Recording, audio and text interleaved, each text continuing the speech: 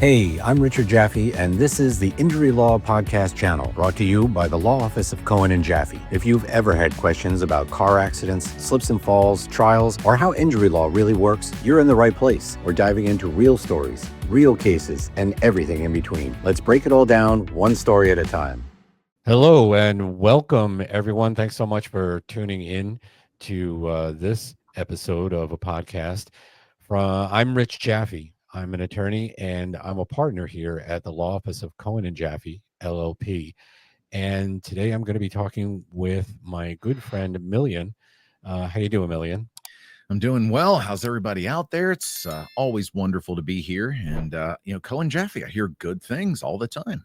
Well, we try to do our best, and we have a lot of clients that we represent, especially when they're hurt as a result of somebody else's wrongdoing, also known as negligence. But today I want to discuss something that I think is really important, and that is why, if you're hurt as a result of somebody else's negligence, you should hire an attorney immediately.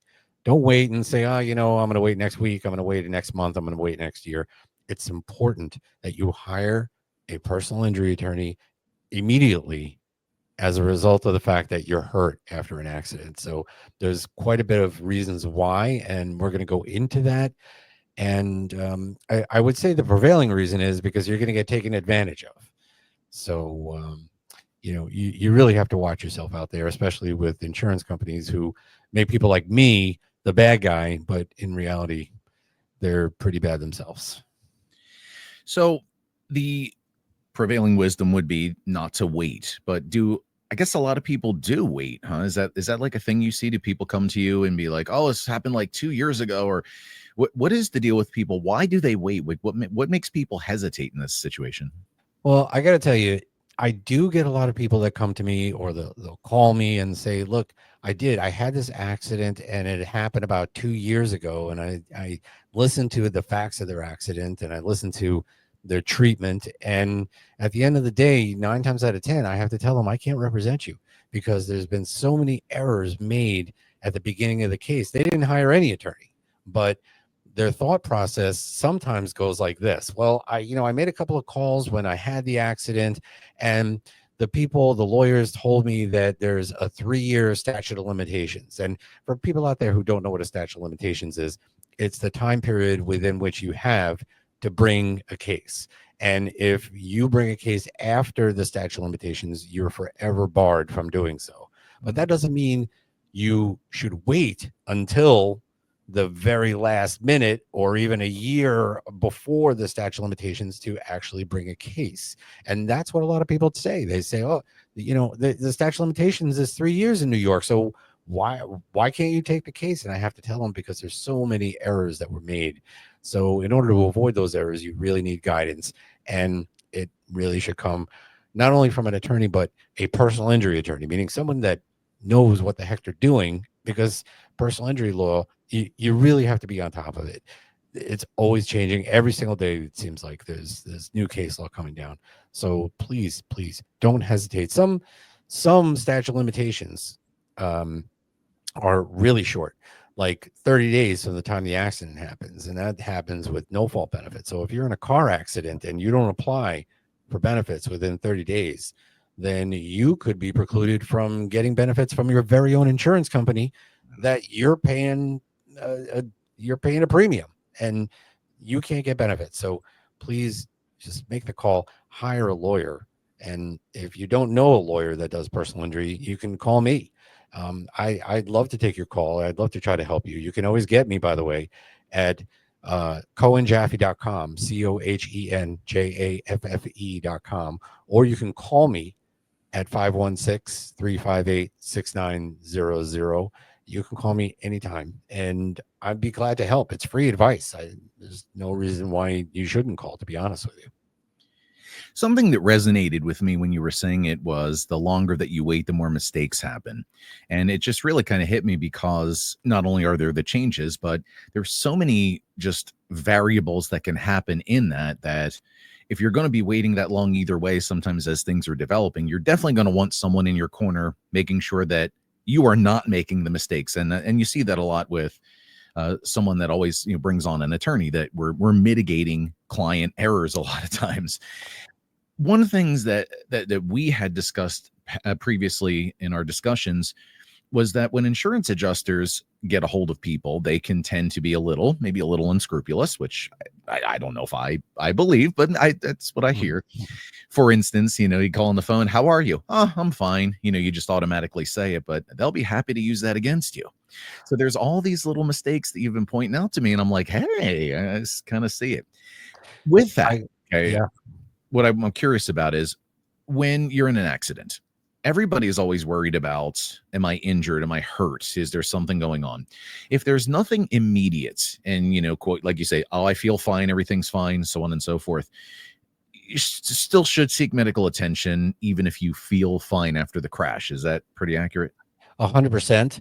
And this is for your own protection, not even just for the case, because a lot of times, let's just talk about the case for a minute. If you hire me a week afterwards, let's say, and you say, look, I didn't go to the doctor immediately because, it wasn't that bad and I was hoping it was going to get better. Well, it's great that you hope and you're not really planning to be litigious. But if you don't go to the doctor, then the insurance company's going to turn around and say, well, there's this gap in treatment. That's what they call it, a gap in treatment of a week. And, nobody who's really hurt is going to wait a week to go to the emergency room or go see a doctor. So now you got to deal with an insurance company already trying to minimize what you're going through. And it's absolutely ridiculous. Everybody knows. But the insurance company uses this as a tool to really try to pay you the least amount possible. That's their job, to save money.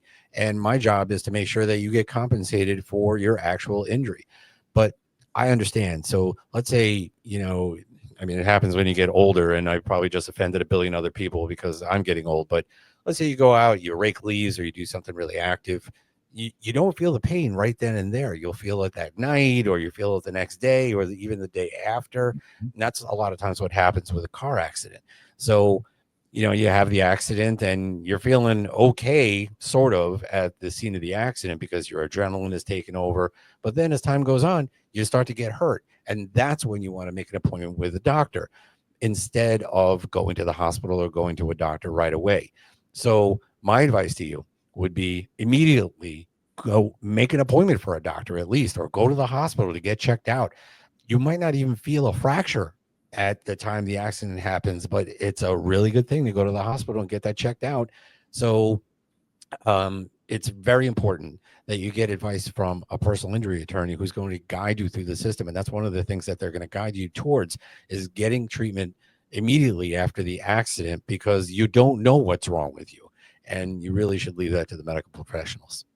So at absolute worst case, clearly the emergency room. So get in the ambulance, go. But if you decide not to do that, immediately make a doctor visit. Like how long? Just the next day, or make an appointment as soon as you can. At all? Just make an appointment as soon as you can, because I guarantee you're going to feel that accident. Look, if you're in an accident and there's no damage to your car, like it's a little like fender bender kind of thing where you were going 2 miles an hour, of course not. Okay, because nobody wants you to make up an accident. But if you're in an accident and it's severe enough to make you go, oh my God, I was just in an accident. Well, yeah, then if you're not going to go to the emergency room, then at least make an appointment with a doctor. This way you avoid the gap in treatment. You take away that argument that the insurance company is going to use against you. And probably the most important thing is you're going to get better, because the sooner you get treatment for your injuries, the better it's going to be. And generally, you're probably going to go to some sort of, primary care physician or like a general practice type doctor, right? If you're going to make that kind of appointment and go to your own doctor. But what's that doctor going to do? He's going to refer you out to a specialist. So you're talking even more time to get attention to, say, an orthopedic injury or a neurological injury. So make that appointment right away so you can get your injuries taken care of right away. Because I would say that I'm unlike a lot of other attorneys, right? I'm not telling you to go to the doctor to build up your case. What I'm telling you to do is get better, because you can't undo the accident, right? That would be the best thing. I would love to undo the accident and go back and turn back the hands of time and everybody goes home and everybody's fine. I can't do that. But what I can do is help you get back on your feet, get your life back together. And you do that by getting better. And you have to understand it not only affects you, the injured person, it affects the people who you love. So if you can't work, if you're like on the couch and you have to ask for things all the time, yeah, it's going to affect people all around you. And, I'm sure if you love these people, you don't want that. So do the right thing, be responsible for yourself, and get to a doctor as soon as you can, even if you're feeling okay at the time of the accident, because these pains and, problems, they come on maybe 24 to 48 hours after the accident. Especially in things like concussions, for instance, they sometimes take a little while before you even notice what's going on. And if they're kind of mild, you may be like, something's up, I just don't know. And it's a weird thing.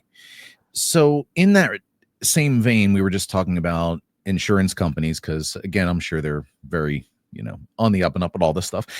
Some of these adjusters don't always do the nicest things. Like we said, they'll call you, how are you? And you automatically say, oh, I'm fine. And then you start discussing. So they'll use that against you.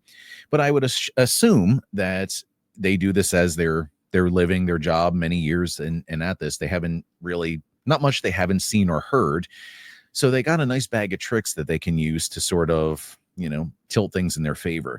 What are some tactics that insurance companies use maybe early on before the attorney gets involved that they're going to try to use on you and why should you have the attorney in these cases? Okay, well, I have to talk about this one because this is one of my favorites. When you say, yeah, I was in this accident and my car, it's messed up, it's damaged, I don't know what to do. The insurance company usually turns to you and says, okay, listen, it's not a problem. We have our repair shops that we work with, and we're going to get your car to the repair shop and we'll take care of it. Okay, that is very much a big mistake, because what's going to happen is you're going to get your car towed to one of these repair shops that the insurance company works with. And where does the repair shop get most of their business? From the insurance company. So what's the insurance company going to say to them? Listen, I don't want this bill to be high because I don't want to pay a lot of money out for the property damage.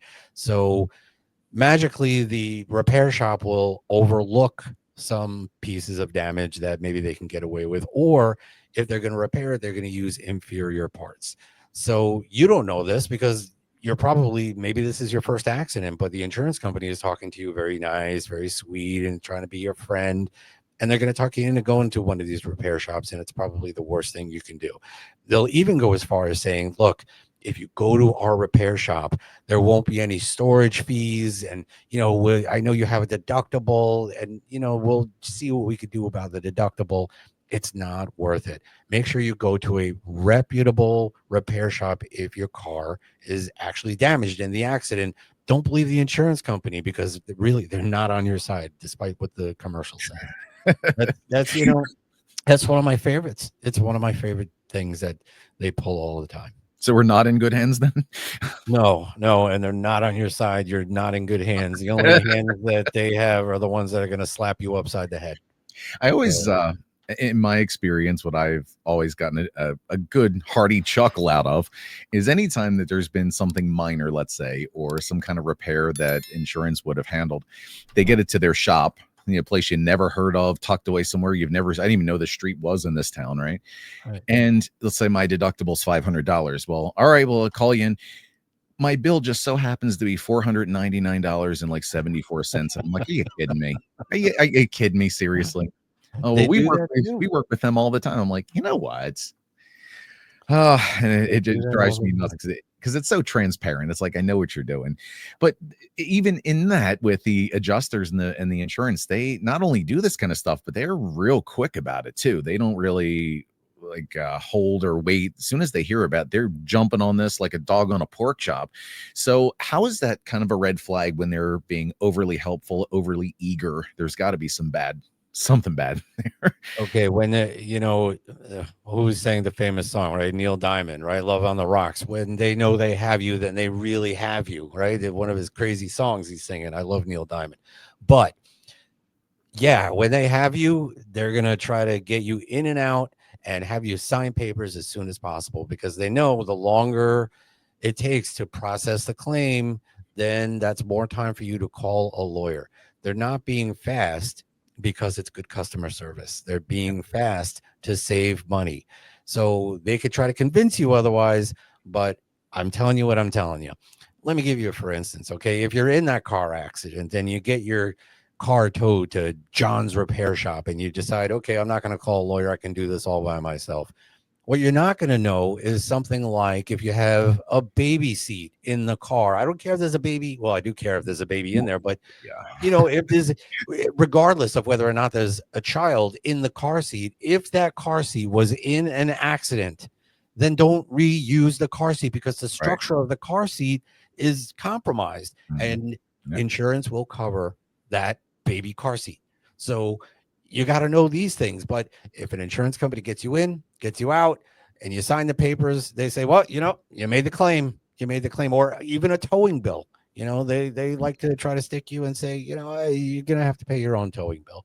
So these are all things that indicate that the insurance company knows that you have a claim, but they don't want you to hire a lawyer who actually knows what to do and it will advise you properly. And they're trying to minimize what they have to pay. So be careful out there. That's definitely a red flag.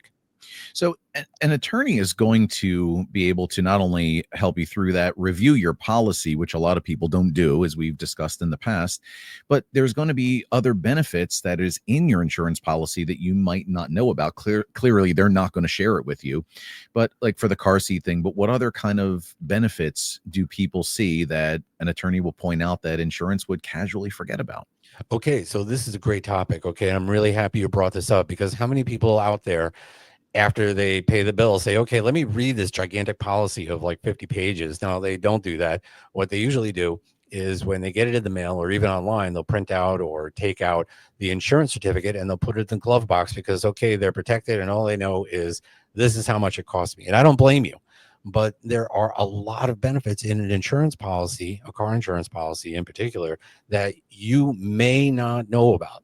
Let me give you, for instance, in New York, you are actually entitled to money for going to and from doctors if you're hurt as a result of an accident. So let's say you take a cab, let's say you take an Uber, you're entitled to be reimbursed for that. So does Wow. anybody tell you that when you're on the phone? No. And even if you Never heard of drive, that. right, right. And even if you drive to and from a doctor, you're still entitled to money for each mile that you drive. So you have to understand that there's certain policy benefits that the insurance company probably won't come to you and say, hey, please run up a bill on us. Okay. And it's really not a big bill, but you're paying for this coverage. So why not take advantage of it? The insurance company's not going to tell you this, but your lawyer will, because if you get a lawyer that is actually interested in your well-being, and let's be honest, there's attorneys that do what I do, personal injury, and they're not very interested in your well-being. But I'm hoping you don't run into one of those. Um, I know if you call me or my office, we're going to tell you all of the benefits that you're entitled to, and really help you take advantage of those because it'll help you get to a doctor. That's just one example. Well, we have the car seat, we have things like that. What about things such as like getting rental cars while your car is being repaired, or anything on that line? There's got to be like these little things, because clearly rental cars are ridiculously expensive these days. They don't want to pay that. Nobody wants to pay it. Gas, anything like that? Because these are all expenses you wouldn't normally have. Can you offset for that somewhere? Yes, absolutely. So every year, the Internal Revenue Service actually they issue a guide as to how much you can deduct for taxes for every mile that you drive if it's related to a business, and that usually serves as a guide used by insurance companies. So if you have to drive 10 miles to the doctor to get treated and then 10 miles back home, well, that's 20 miles times whatever they are going to give you per mile. Say it's 50 cents a mile, and you have to submit proof of that you actually went to the doctor, and the insurance company will in fact reimburse you, at least for most policies in New York. But again, another thing that the insurance company doesn't tell you, these things have to be submitted in a timely fashion. If you don't submit these things, at least in New York, if you don't submit proof that you incur these expenses, say the child seat or the mileage or like a hospital bill within 45 days of the time that you actually incurred the expense, then the insurance company can say, well, it's outside the period and we're not going to reimburse you. So again, another reason to call a personal injury attorney immediately, because they're going to know the ins and outs of the policy and you're not, because it's your first time. I mean, how could you know like the fine print? We have experience doing this, and I I hope people actually get all the benefits they possibly can from their policy, because everything adds up. If it's $5 here, $10 there, all of a sudden it adds up to a couple of $100 that you don't have because you're home not working because of your injuries. So from the point of an accident, okay, just so I have kind of the understanding of the timeline here. So if you're hurt, think you're hurt, immediately get checked out. And I would assume this also varies state to state or from your locality, but is there a required time that you have to contact your insurance from the moment of the accident? Is there like a window that you're by law have to report that? Okay, so this is a very important question and a very tricky question. So the policy will say that you're supposed to report it within 24 hours of the happening of the accident, but that's pretty hard if you're unconscious or like in the hospital without access to a phone. So that kind of gets hard. Usually what the rule is that you have to report it to your insurance company at such a time where they're not prejudiced by any kind of delay. So if you purposely delay for like an hour, listen to me, an hour, if you delay for like a year and you don't report it to your insurance company is going to say, well, why didn't you tell us a year ago, when we could have investigated this, when we could have done something about it to minimize what we're going to pay out. So don't wait a year, don't wait 6 months. It's best to call your lawyer, because you also don't want to talk to your insurance company directly sometimes, because they're going to record your statement and they're going to use whatever you say against you. So make sure you call a personal injury attorney immediately so the personal injury attorney can report it. And let me take this one step further, because when you report it, you may remember things one particular way, but that might not be the way the accident actually happened. Now, I'm not saying you should make anything up or, you should lie or something like that, but there's a difference between I was hit by a car versus, okay, well, 5 cars were in an accident and one of the cars ricocheted off and hit me. So you really have to understand that inconsistencies matter. And it's very good to call a personal injury attorney immediately so they can do a proper investigation, meaning get the police report, get witness statements, and actually take all this information and go over with you before reporting it to the insurance company to minimize any inconsistencies or divergent stories, which may give the insurance company some doubt. They'll try to use that against you too to minimize what they pay out to you. So after this period of time, so let's say you're in the accident, you report it, the insurance is now aware of it. Maybe you haven't gotten the attorney yet. You watch this video that we're doing here, as you should, and you find out, oh, okay, I gotta course correct here.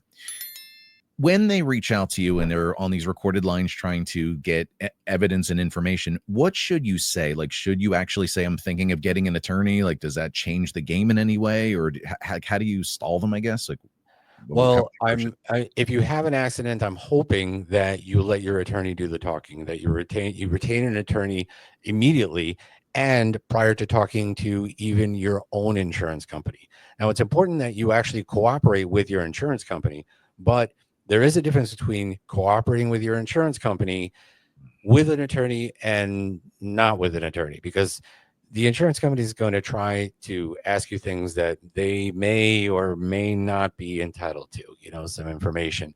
And the more information they have, the more information that they're going to use against you to minimize your policy, even your own insurance.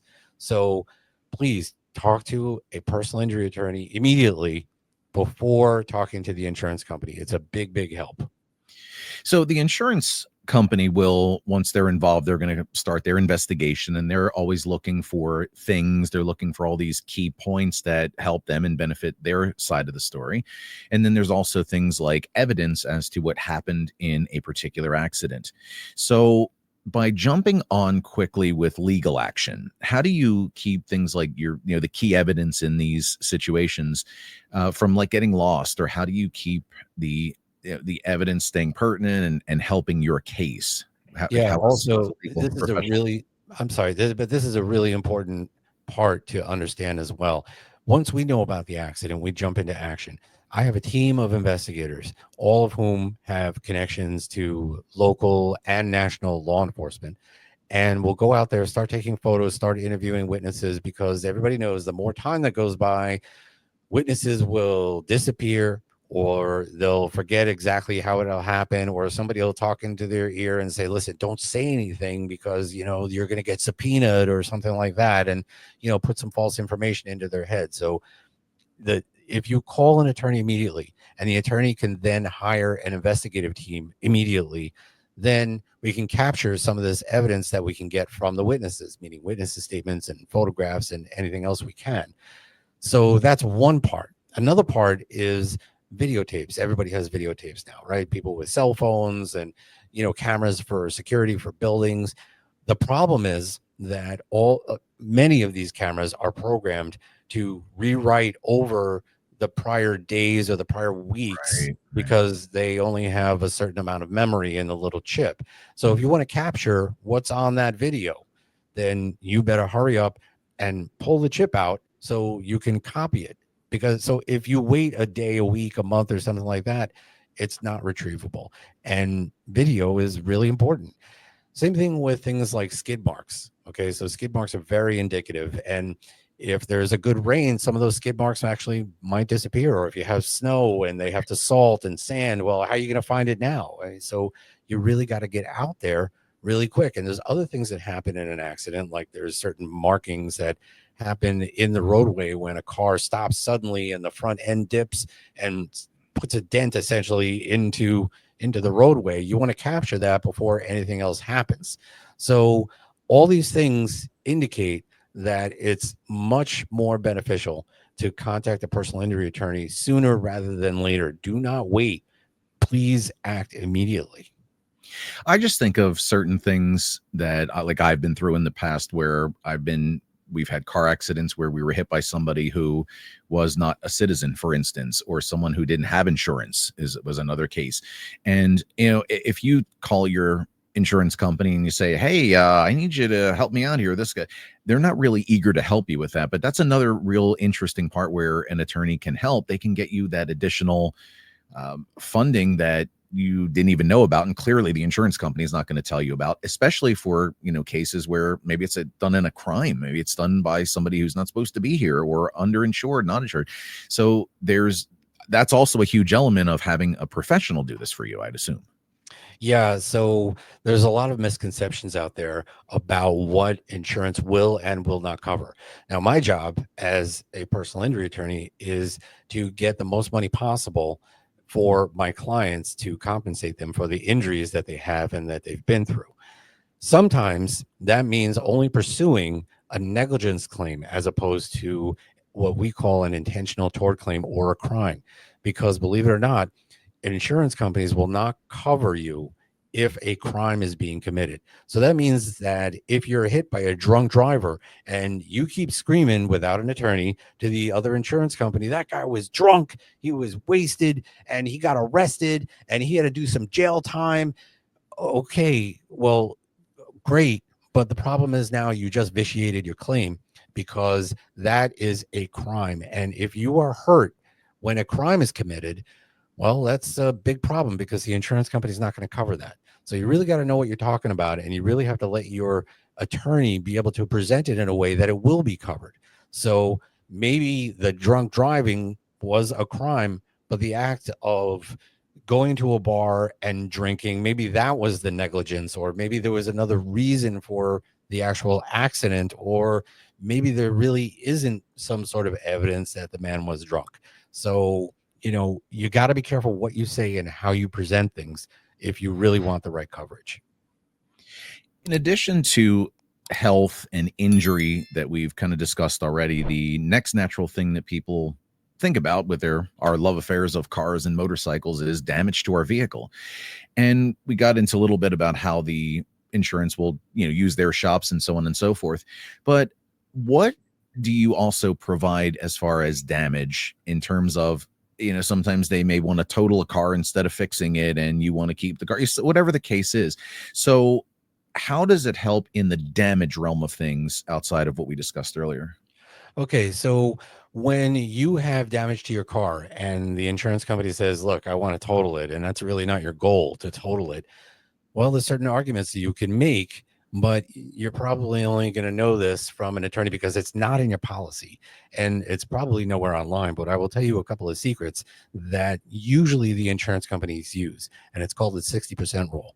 That means that if it's going to cost the insurance company more than 60% of the value of the vehicle to repair the vehicle, then they're going to total it out. So the whole idea here is, what do they say is the value of the vehicle versus what do you say is the value of the vehicle? If they're saying a cheap number, let's say 5,000 and the repairs are, 3,000, well, then that's one thing. And they're going to say, yeah, it's over 60%. But if you come up with a value and can convince the insurance company, no, the value is not 5,000 for the vehicle, it's 7,000 for the vehicle, then, that same repair for $3,000, they're going to go make the repair and it doesn't have to be totaled out.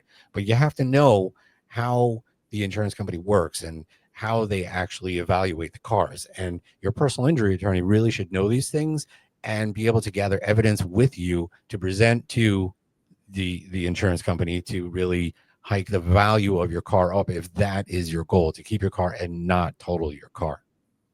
The reason I ask about that more specifically is, for instance, let's say you have a car that's like older, even like a classic car or something even sentimental. Like if you have a Honda Accord, clearly there's parts everywhere for that. But if I have like a 97 Porsche Boxster that, there's only a handful left and that car is like damaged, how do they approach that in special cases with cars like that, for instance?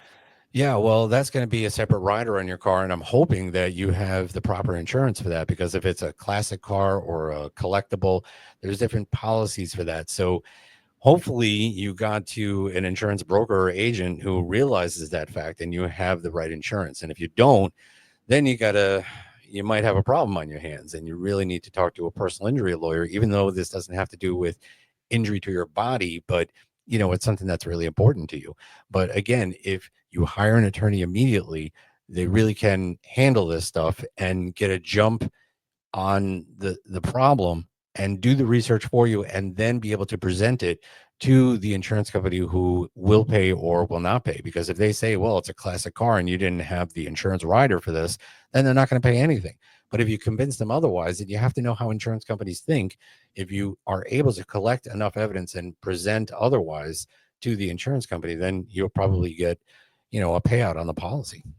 I would assume this is going to be specific to the region or state you live in, but many years ago, I lived in southern New Jersey, and I was in a car accident, and I remember this kept coming up because I was injured in this, and they kept saying this thing called the zero threshold. And in Jersey, what it was at the time, I don't know if it's still there, but you could pay extra on your policy to get something called zero threshold, which means I could sue anybody for anything if I break a fingernail. But if not, then we have to go through this whole thing of proving a case, and it's clearly going to vary with all the different policies and riders and things that you put on there. As a general rule, when somebody is getting insurance, we're always looking for the cheapest, just get it covered. But is there going to be an insurance policy that's going to benefit you in the event you are in the accident, hurt? Is there like a certain rider, a certain thing you want, a certain amount you want, a zero threshold thing? Like, is there something that will help your case go a lot faster that you can usually skimp out on that you shouldn't?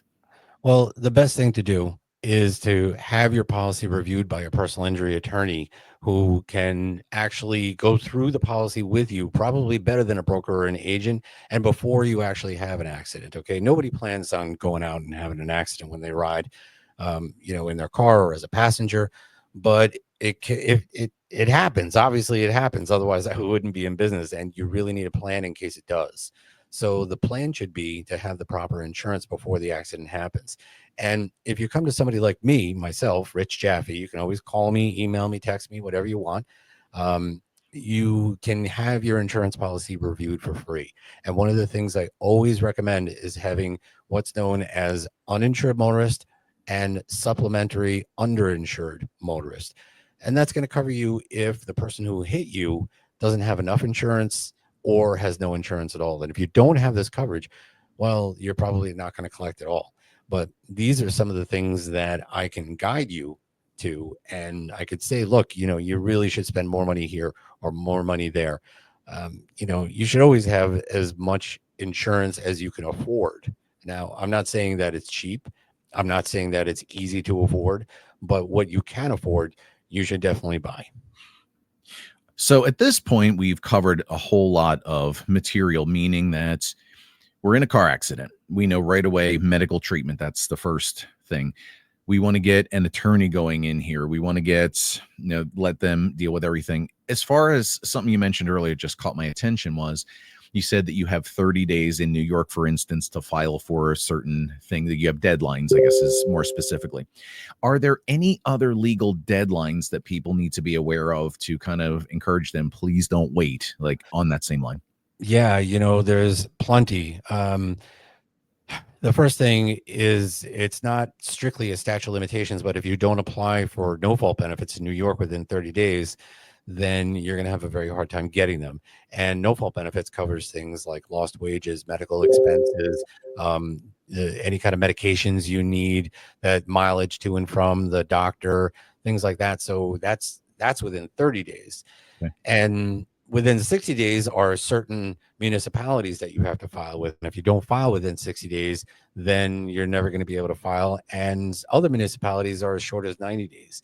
Now, when I say file, and if I'm saying, let's say the statutory time period within which to file is actually 90 days, don't wait till the 89th day, because you're going to have to get certain information. Okay, what's the policy number? What's the claim number? What's the police report number? You got to get all this information to prepare the actual filing. So the sooner you hire a lawyer, the better, because that lawyer is going to be able to do an active investigation, get all of the information, so nothing is rushed, nothing is mistaken on the forms and files. So you really got to call a personal injury attorney, not just an attorney who does general practice. Honestly, just make sure they do personal injury for a living. And file your claim. Just talk to a lawyer before you do anything. It's free and it's 24/7. Yeah, I guess the moral of the story of everything we talked about is just don't wait, because we're talking the healthcare, all these deadlines. We're talking evidence that could get away from you. There's so much here. Please don't wait. Just get this done. And Cohen Jaffe, again, number is 516-358-6900, and you will do a free policy review for them. And yeah, don't sleep on this kind of stuff. I guess what I would think is the insurance company, don't give them any ammo to come at you with, because I'm sure they will. It can and will be used against you. So don't wait, guys, is basically how I would close that out. Yeah, listen, the insurance company is waiting for you. They're waiting, and they're salivating because they know you're coming, and they get brownie points and feathers in their caps for pulling their tricks and saying, wow, look at this, it worked. Don't let them do it. Call a personal injury attorney. Again, my name is Rich Jaffe from the law office of Cohen and Jaffe. I'm based here in New York, but I handle cases in many places around the country. I'm also licensed in New Jersey, Washington, D.C., and Florida, and I've worked with attorneys around the country. So give me a call. I can be found on the internet at CohenJaffe.com. And I'm going to put all that information below. For those of you watching on YouTube, and for everybody out there, give me a call, 516-358-6900. Just ask for Rich. And in the meantime, until the next episode, I want to thank you for your time listening to Millian and myself, and drive safe out there and keep it legal, everybody. Take care. See you soon. And that's it for today on the Injury Law Podcast channel, brought to you by the Law Office of Cohen and Jaffe. I'm Richard Jaffe. Thanks so much for joining me. Don't forget to like, follow, and subscribe on YouTube, Apple Podcasts, or wherever you get your podcasts. I'll see you next time.